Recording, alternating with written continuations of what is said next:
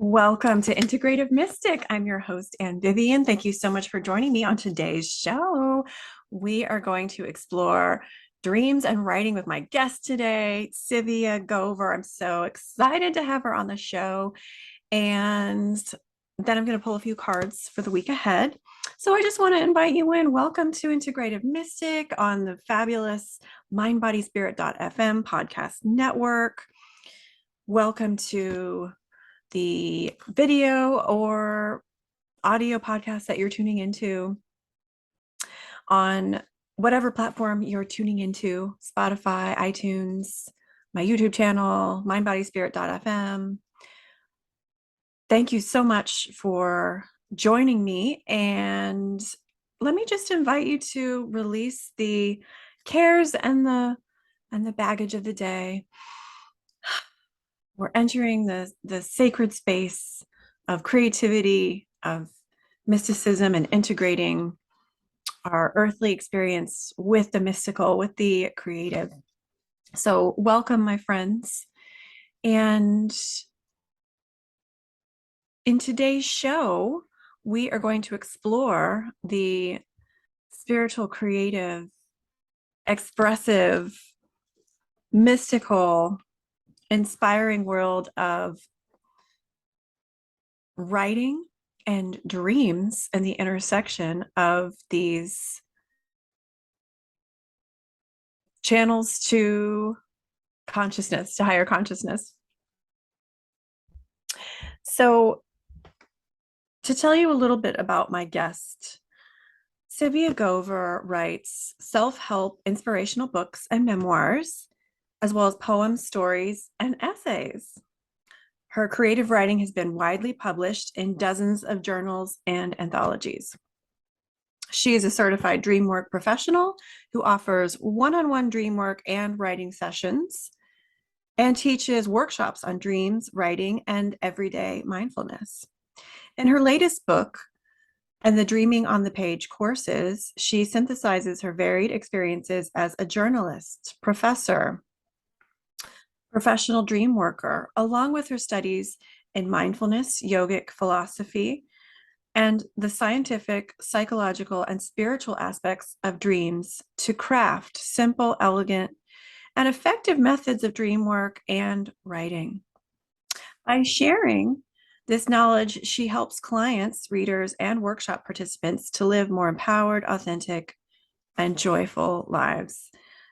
Without further ado, welcome, Tzivia Gover. Hi, Anne. I am really happy to be here with you today. I'm so excited to be partnering with you once again. We had a really fun partnership with a Radiant Dream workshop that we co-facilitated, and I will say personally, Tzivia is really fun to work with. She's very creative, very smart, intelligent, intuitive, and inspiring. And it was so much fun to do that workshop with you. And I'm so excited about this book you just published, Dreaming on the Page. So, Tzivia, tell us a little bit about yourself and tell us a little bit about this book that you're publishing, please. Well, thank you. I'm really excited about this book too. It's like people say about their children, you don't want to have a favorite. But the truth of the matter is, this book is extremely special to me because it encapsulates really years and years of my studies and my practices and my passions. So I've been someone who's been remembering and talking about her dreams really all my life. Since my earliest memories of talking about my dreams are before nursery school, so that's 4 or 5 years old. And likewise, when I was about 12 years old, I got my first journal. At 12 years old, my grandfather, this was the same birthday, gave me a copy of Freud's Interpretation of Dreams. So, the journal, Freud's Interpretation of Dreams, I've been interested in both of these things literally all my life. And so this book brings together what I've learned and what I know about how dreams are this font of narrative, of story, of creativity that live inside us. And we effortlessly spin out narrative, poetic imagery all night long. And so the two are naturally combined. And I've learned over the years how to help people access that, whether they are writing because they want to be published authors or they're writing in their journals for personal understanding, knowledge, and development as a spiritual path, or any combination of those.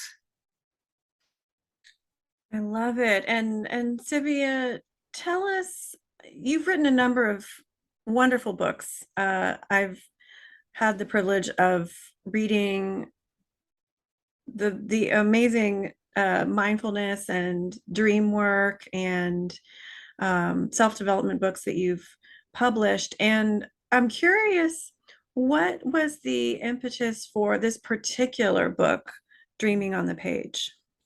So, really, I had a vision years ago of wanting to have three books about, three of the most important things in my own creative and spiritual development that I wanted to share with others.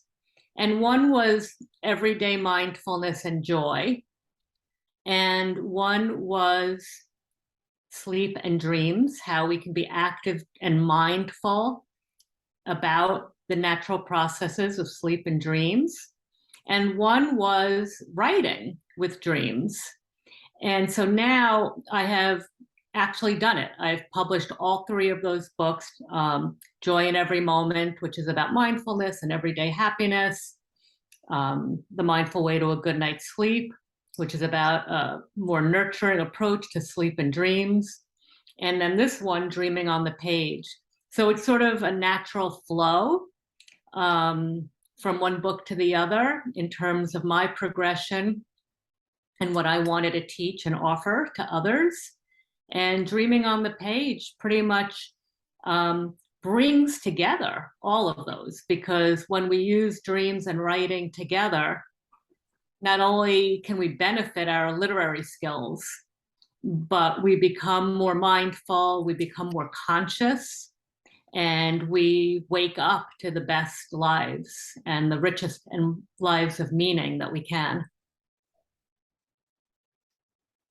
Yes, and I was on that note, I was going to ask you how you could describe the spirituality of Dreaming on the Page. And that's so special that you had this vision of these three books and you manifested the vision. She integrated that mystical vision into the reality. Integrative mystic Tzivia Gover, everyone.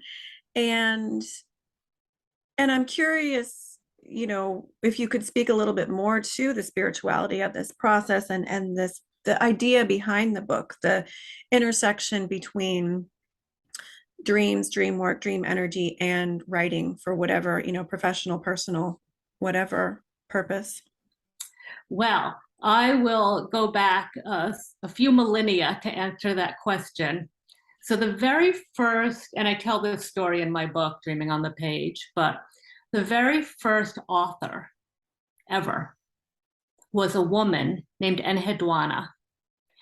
And this goes back to several thousand years BC. And some of her work actually survives. And she was a poet and she was a mystic. And she talks about her process in one of her poems that actually survives to this day. And basically, what she's describing, and her poems are beautiful, they feel very modern and contemporary. And what she describes as her creative process is she lights a censer, she lights a little fire, and she channels a god or a goddess. And that's how she writes her poems. So, what's the spiritual basis for this book? Ultimately, storytelling, poetry, these are spiritual practices. A novelist is channeling her characters, right? A Yeah. poet is getting inspiration. When people talk about inspiration, right, it's getting a spiritual breath. The spirit is breathing through us. So people might talk about this in secular terms. But again, our dreams connect us to something beyond our personal private ego, to a collective unconscious. So on every level of this process, we're contacting what I consider the real basis of creativity, right? The ultimate creator is God or goddess, or however you describe that ultimate primal energy, that beneficent, loving, omniscient energy. So the creativity is spiritual if we want it to be. You can take a secular approach too, but our very first known author was literally channeling gods and goddesses. So there you have it. Was this the was this the ancient author you're telling about who channeled Inanna? Yes.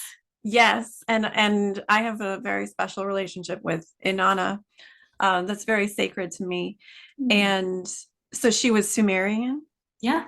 Yeah, so that's so fascinating and speaks to the, the natural state of a human is to connect with the divine and express um, through words, through creativity, through a lot of different channels.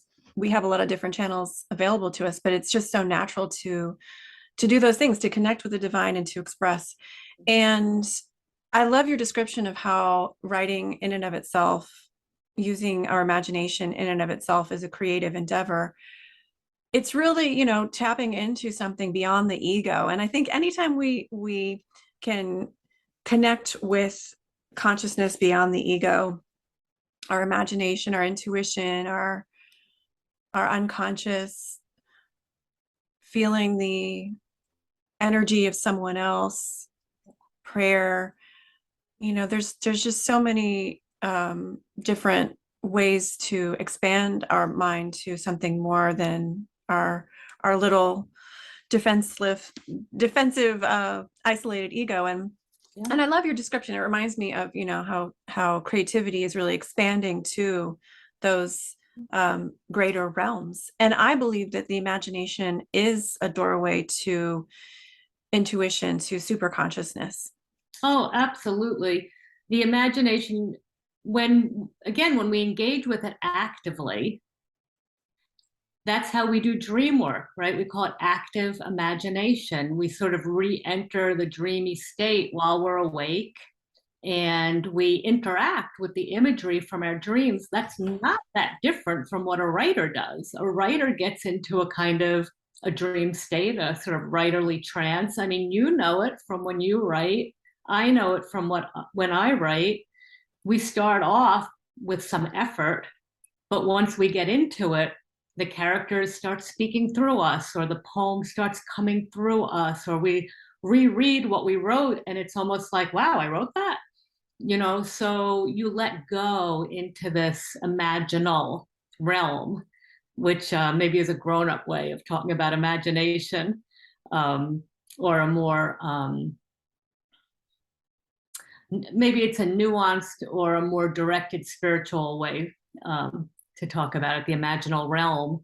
But either way, it's play, it's imagination, and it is getting back in touch with a childlike state where we're more free to play on the page. And so many writers describe writing in terms like dreaming on the page.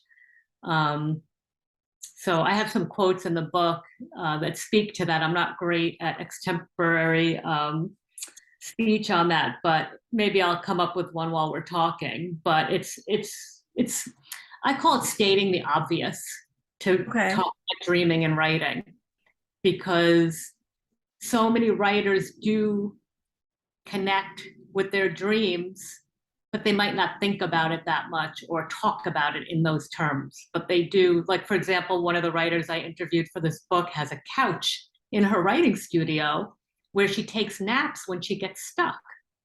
And she asks for help from her dreams, and she'll take a 20-minute nap get up and go back to the page and she has her answer. Which is what Thomas Edison used to do with his inventions. Exactly. So it's The, stating the obvious. People know this, but yeah. now we're sharing it. While you're looking in for the quote in your book, to bounce off what you just said, Tzivia, writers want to be unique and shall I say even weird. And artists like to be unique and weird and find something very innovative and new and interesting. And so, we are, it's, no wonder it's so natural that we are naturally drawn to dreams to help us with creative work for that reason, because that's where you can get, the upside down view from your unconscious and intuitive mind. And it's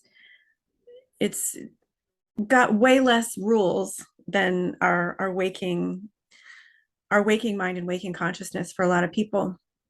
And for mystics and spiritual seekers as well, it makes so much sense. You're seeking to see things from an expanded view, and dreams offer something so special in those areas that we can see things from a completely different perspective. Things don't make sense.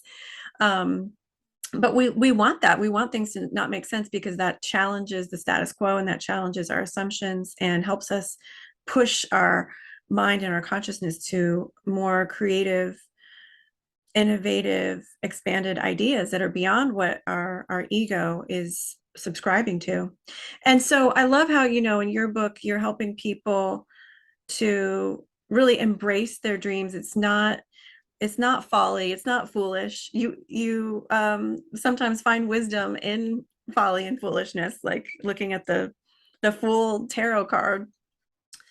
You're helping people embrace the wisdom of this playful, mysterious, sometimes confusing world, and helping them understand it's really actually rich if you understand some ways to work with it. And I love in your book, you go over a lot of different specific ways that working with dreams can help with specific aspects of writing, the plot and character development, and just the writing process. So yeah, I really appreciate you making it so accessible. And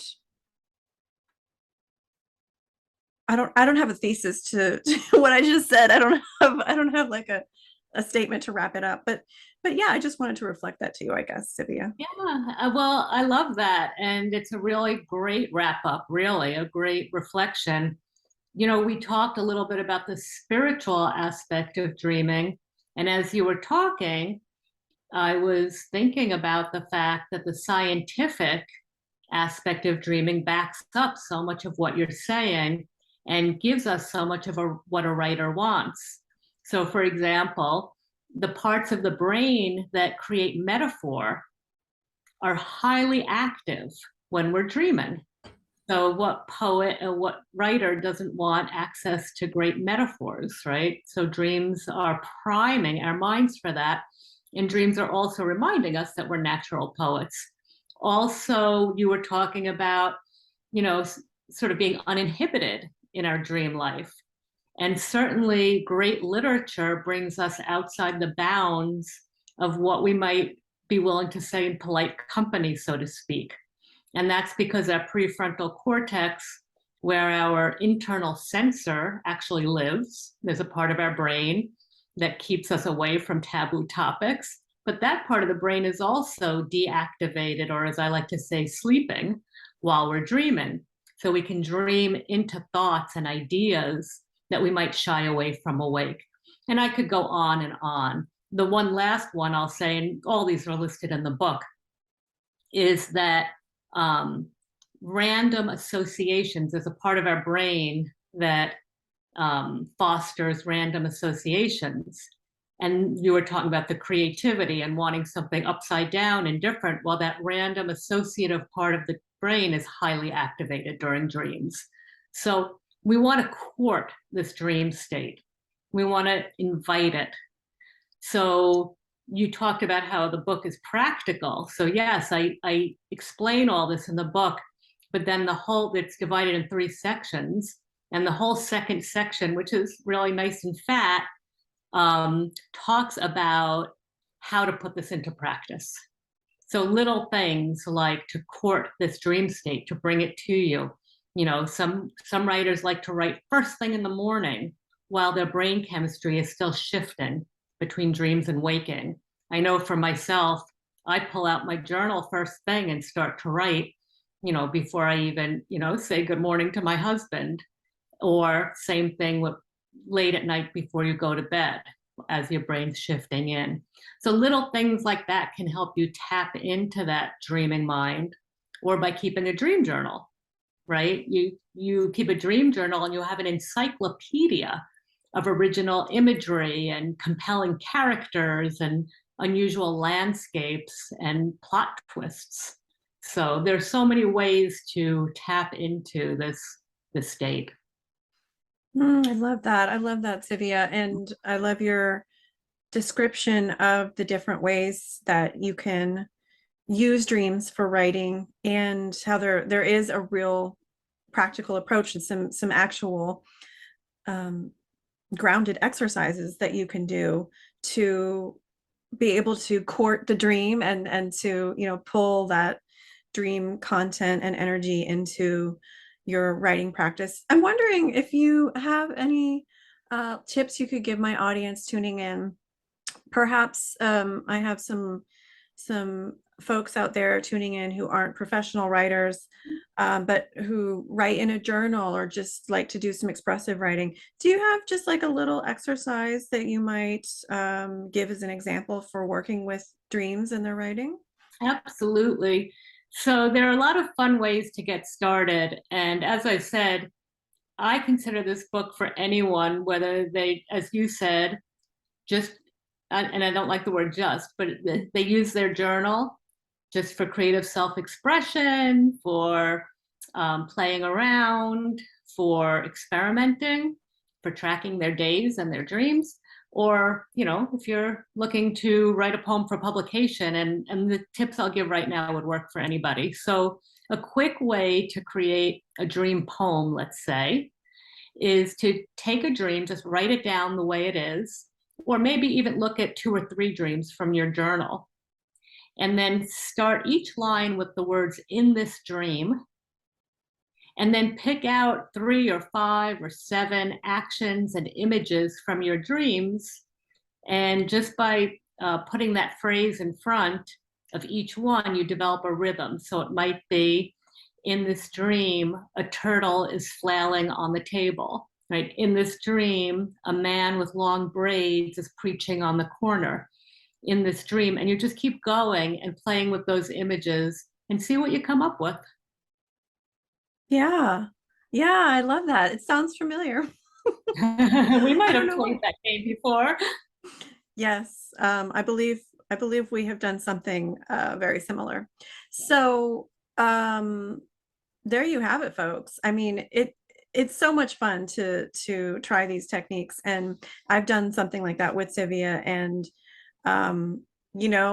it just takes that innovative, unexpected part of your dream consciousness, and it helps you to ground that into a creative, the poem.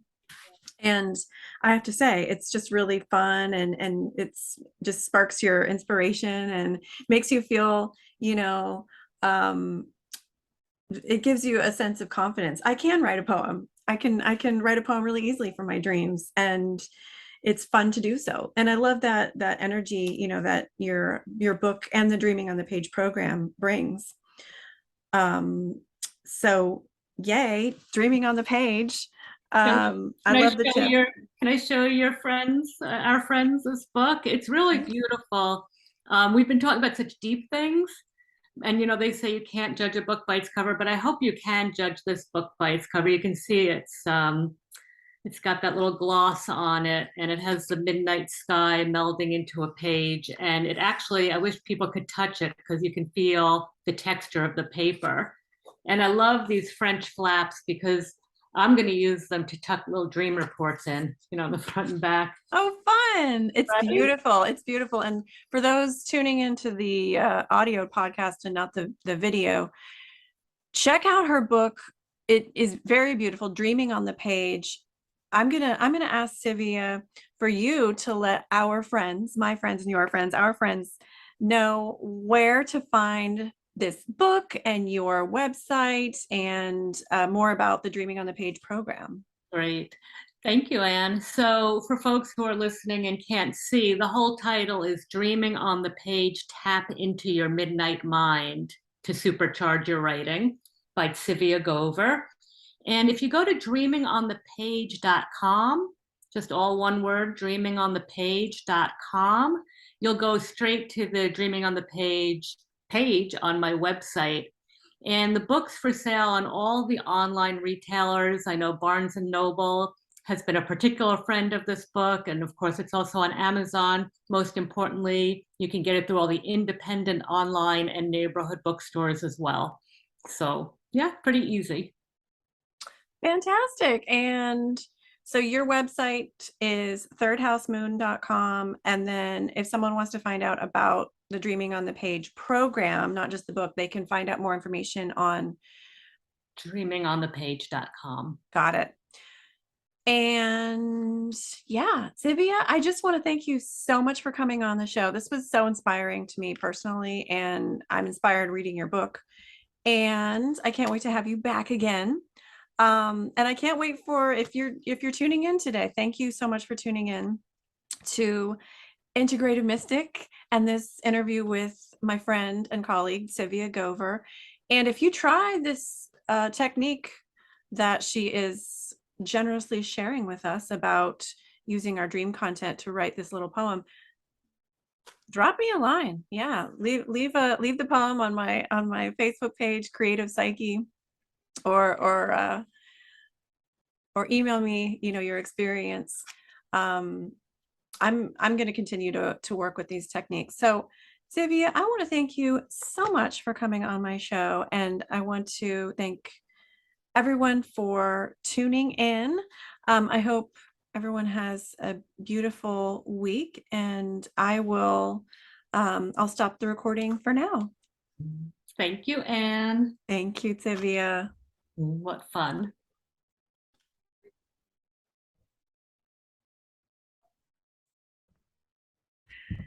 And wasn't that a great interview with Tzivia? What an amazing woman, talented, well-spoken, fun. I hope you enjoyed that interview as much as I did. I was having a good time. I don't know if you could tell. And she has so much to offer us with creativity and dreams and writing and the intersection of it all. So I'm really excited about her creations. I'm now going to pull a few cards for us for the week ahead. This is for the week of March 6th, 2023, or whenever you're listening or tuning into this podcast is the right time for you to get this message. So what do we need to know, Spirit? We've got full moon coming up. Oh, we've got Two of Cups. And we need to know for March 6th, week of course, B. I just did a podcast on the B spirit. And here comes B, summer, bask in joy and light. And one more card I'm going to put. What do we need to know, Spirit, for, this popped out, Sacred Union for this week. We've got the the full moon on the 7th. It is the time of Pisces. We've got Two of Cups, Sacred Union, bit of a theme here. And the B, summer. Folks, I'm feeling for the week of the full moon here. It is very relationshipy. We've got a double relationship card pull here with the Two of Cups and the Sacred Union, Sacred Geometry card. So I'm feeling the message that's coming through for us for this week is be aware of other people's needs. Let's raise our radar to be attuned to others. And there is healing in here. I feel like we can be very healing to each other this week. We're in the time of Pisces. It is a time of sensitivity and healing. And I feel like there's beautiful healing that can happen, exchange of healing as we're moving forward in this beautiful full moon energy. It can be quite intense.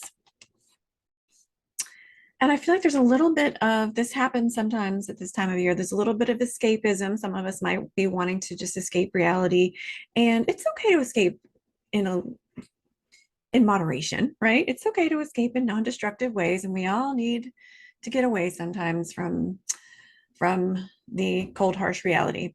And this can help us recharge our batteries and be more present in reality if we can have a little bit of escapism from time to time. So I feel like the message that wants to come through here is don't escape so much that you're not present in your life, and be present. There's a lot happening on the earth plane right now. It feels like a growth energy, a very spiritually regenerating type of energy to me. And so as we can allow ourselves to plug into that earth energy, that cosmic energy of regeneration and divine love, we are able to be fully present. We can be more present in our relationships as well. And I feel like, this is a great time right now to really appreciate those in your life, appreciate our loved ones. Don't take anyone for granted. And allowing even new relationships to come into our life, and allowing new love to come into our life. That message wants to come through. So here's the bee. Bzz, bask in joy and light with the beautiful hexagon. I feel like B is buzzing back into our podcast here because B loves us so much. I feel like the queen bee is here, and she's wanting us to take care of our hive, to take care of our loved ones, and to be there for each other this week. We can express compassion, and it reminds us that we're not alone when we show up for other people. We receive so much when we even a small little gesture this week, a small little gesture of compassion just stimulates that beautiful flow of love. And so be that bee, be that little bee of compassion, be the keeper of the hive by showing your appreciation for someone this week. And it really is a very healing act for all parties involved. Those were the messages that were coming through for this week. Thank you so much for tuning into this podcast. And I will look forward to seeing you next Integrative Mystic. Have a great one. Take care.